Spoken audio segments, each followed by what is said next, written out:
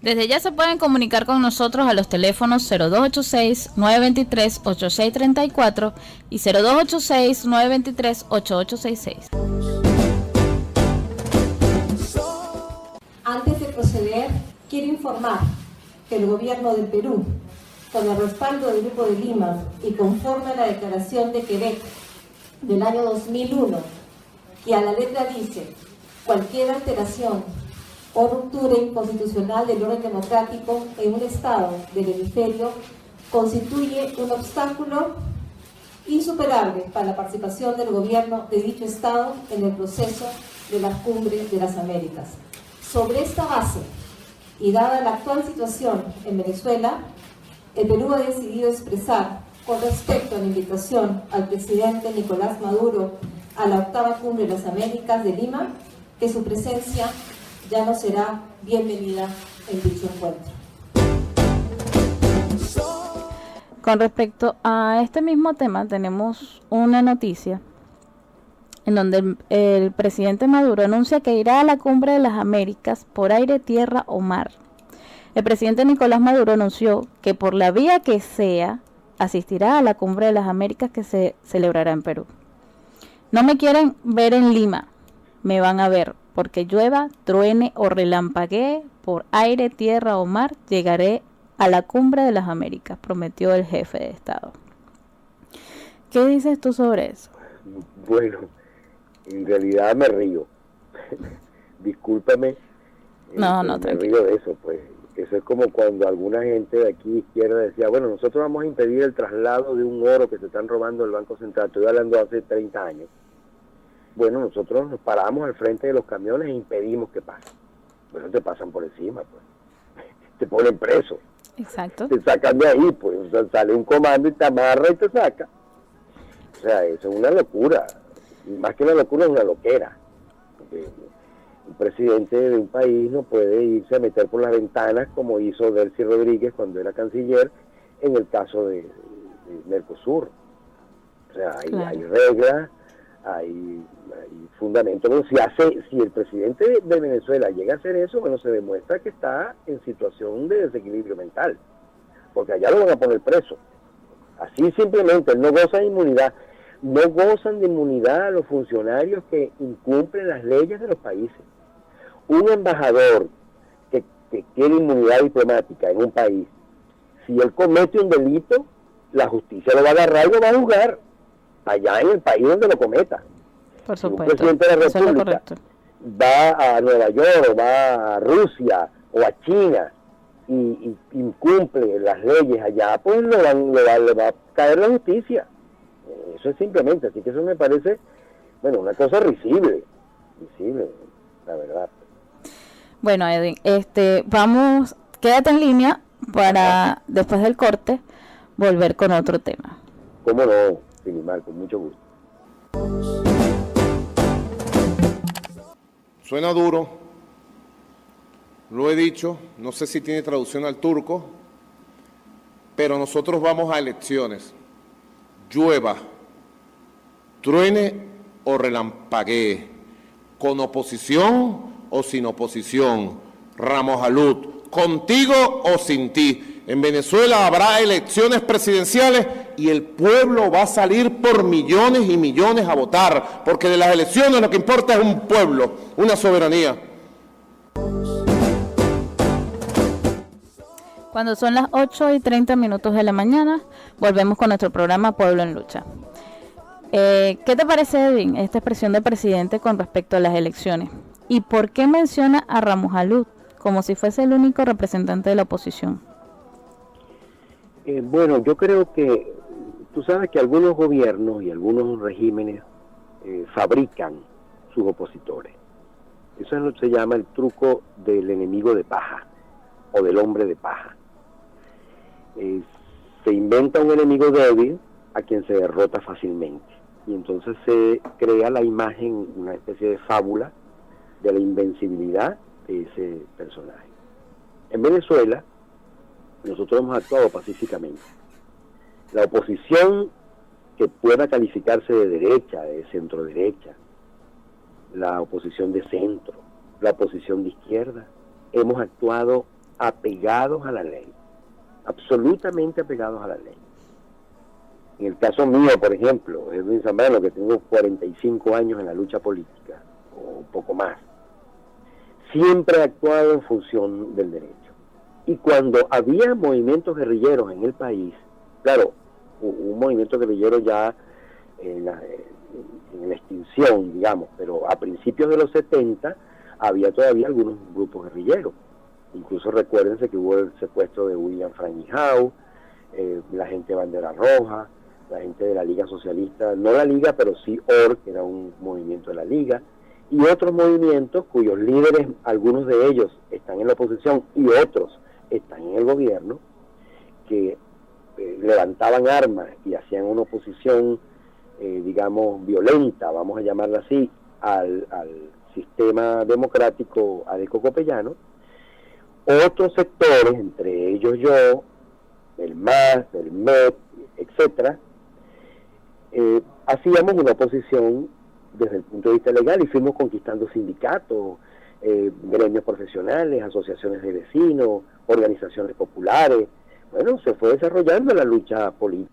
De verdad que un hombre que no era tradicionalmente adeco-copellano le venció en unas elecciones al candidato de Acción Democrática llamado Jorge Martínez en el año 89 y también ganó tablante en Aragua. Y después en el 92, se ganaron 6, 7 gobernaciones, incluida la del Zulia y otras más, en fin, pues.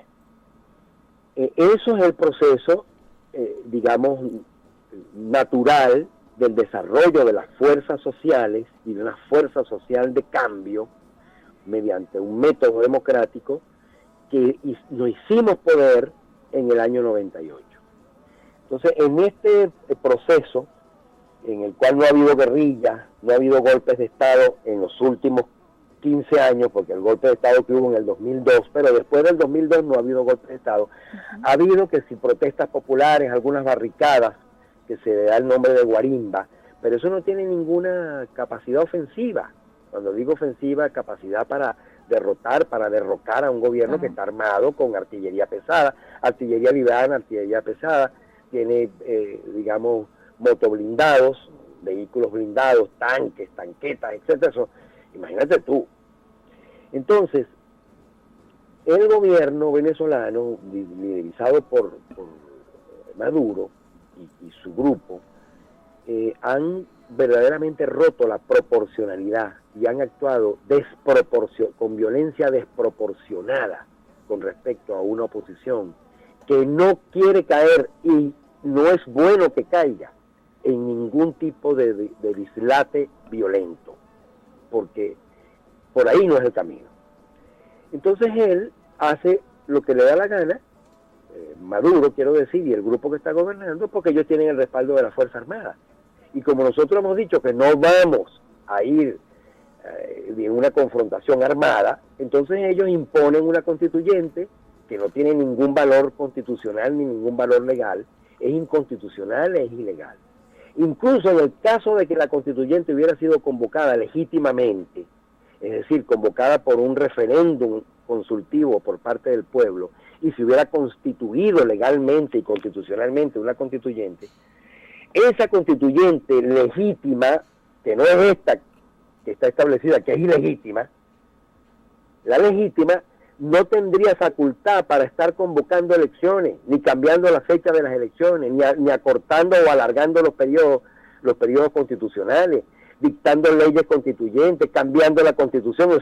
Eso no puede ser. Entonces, ¿dónde queda la posibilidad de aprobar entonces una constitución por parte del pueblo? Si ya la hicieron por retazo, o sea, de una manera totalmente improvisada, desplanificada, que no tiene nada que ver con el socialismo. Mira, el socialismo supera al capitalismo porque es la planificación de la economía y la sociedad, y porque se atiende a las necesidades fundamentales de la población.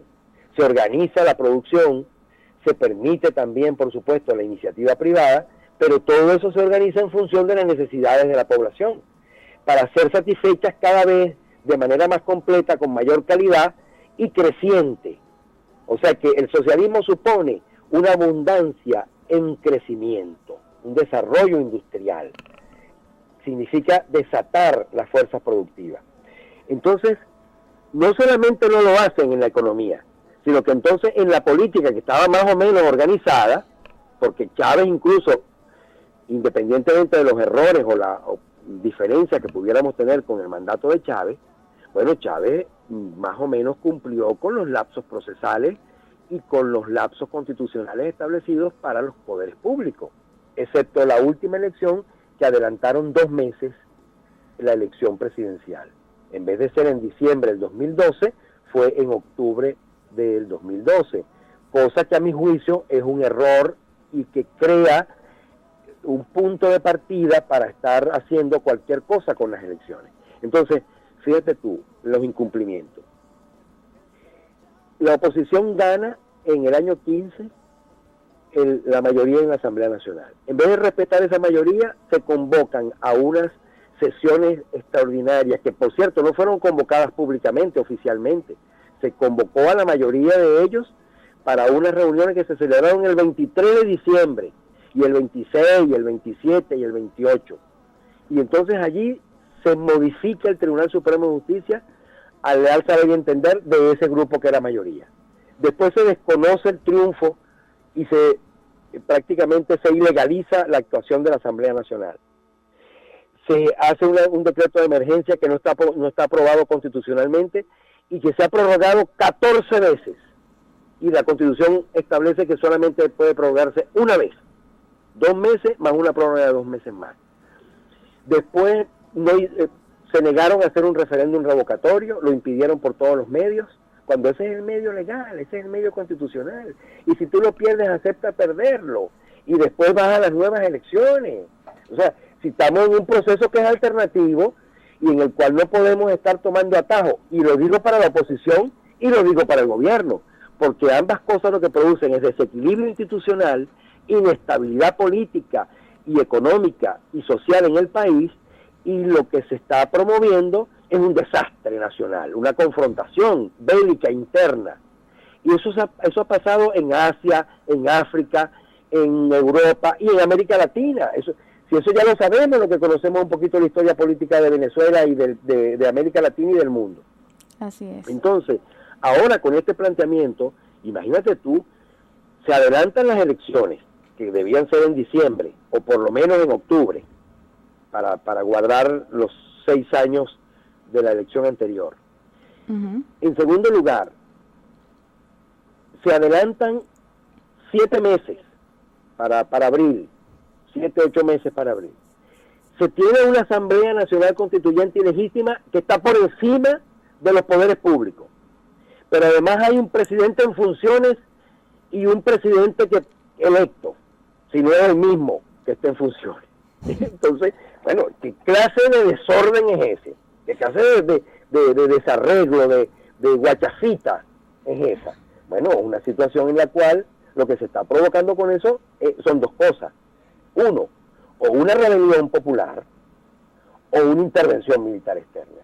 O sea que los responsables de rebeliones populares, de insurrecciones populares que haya, porque hay una situación económica terrible, y en el mes de enero ya nosotros vivimos alrededor de 70 saqueos, actos de saqueo, 75 actos de saqueo, además de 300 o 400 manifestaciones de protesta.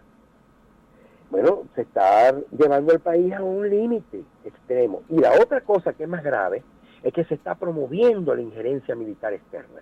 Esperemos porque que no. Ya hay alguna gente que está haciendo solicitudes en la ONU para injerencias humanitarias. Y por supuesto que hay intereses transnacionales que quieren intervenir en Venezuela. Entonces, ¿es eso lo que quiere este gobierno? ¿Cuál es la finalidad de eso? Poder ellos salir por la puerta de atrás, salir corriendo y entonces ir a disfrutar el dinero que supuestamente se dice, de acuerdo con investigaciones que ha hecho, por cierto, Aporrea y que ha hecho Marea Socialista y otros expertos, que se tienen 300 o no sé cuántos miles de millones de dólares por fuera, producto de la corrupción y del desbanque del país. Entonces ellos pueden, porque tienen la fuerza militar, y no hay dentro de la fuerza militar una conciencia constitucional, violando también, por cierto, la disposición de esa declaración de Quebec del 2001 de la Cumbre de las Américas, que dice que las fuerzas militares y las fuerzas de seguridad tienen que estar sometidas a la Constitución, y las autoridades públicas, oficiales, tienen que estar sometidas a la Constitución y al establecimiento de las leyes. Bueno, ellos pueden hacer e imponernos al país eso. Y nosotros, como no queremos alzarnos y no queremos hacer ningún tipo de violencia, bueno, tendremos que desarrollar una resistencia pacífica, una no violencia activa, bueno, para ver cuál va a ser el resultado de eso. Pero no podemos admitir que se violen la Constitución y se violen las normas electorales, los principios de igualdad, universalidad, no discriminación, etcétera, dentro del proceso electoral, y nosotros aceptarlo simplemente. Por lo menos nos queda el recurso de decir, no estoy de acuerdo y no lo acepto, pues. Eso no es voy correcto. a votar si no hay condiciones. Yo no estoy llamando a no votar, por cierto. No. Yo estoy llamando a que se suspendan esas elecciones y se hagan en el lapso debido, que por lo menos tiene que ser 6 meses, y no hay ninguna razón para que sean adelantadas, ninguna razón válida, ni tampoco hay un fundamento legal suficiente para que se adelante una elección y se corrompa el período constitucional, porque eso también puede valer al revés, ¿me entiende? Entonces eso legitima el golpe de Estado del 2002, porque si yo puedo darte un golpe porque tengo el respaldo de la Fuerza Armada, y si ahorita puedo hacer una elección adelantada porque tengo el respaldo de la Fuerza Armada, entonces también te pueden dar un golpe. O sea, eso legitima la violencia, legitima la irregularidad. Eso es como una persona, Silimar, que tú tengas empleada o que tú estés empleada en un lugar y no te pague el sueldo en la oportunidad que corresponde. ¿Qué haces tú?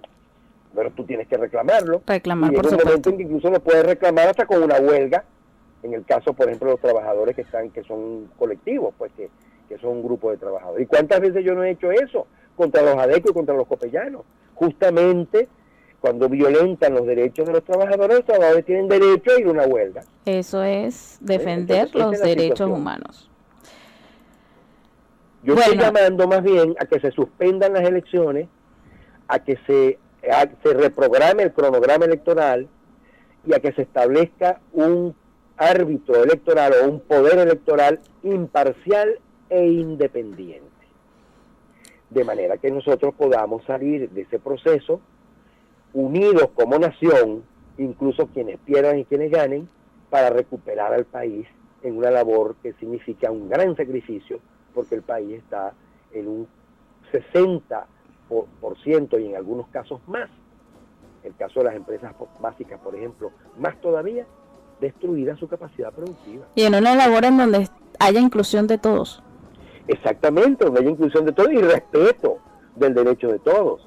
¿Cómo va a ser en Sidor, Silimar? Yo tengo 43 años conociendo Sidor.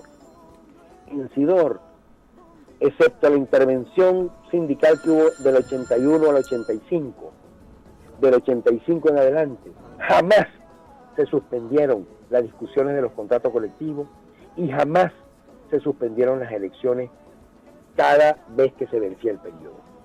Unos meses más, o en la época, o un par de meses más, mientras se organizaban las elecciones. Ahora están suspendidas las elecciones, tienen 6 años, 7 años. El contrato colectivo no se discute, lo discuten ellos con ellos mismos. Eso es lo que se está pasando, no nada más ahí, sino en muchas empresas.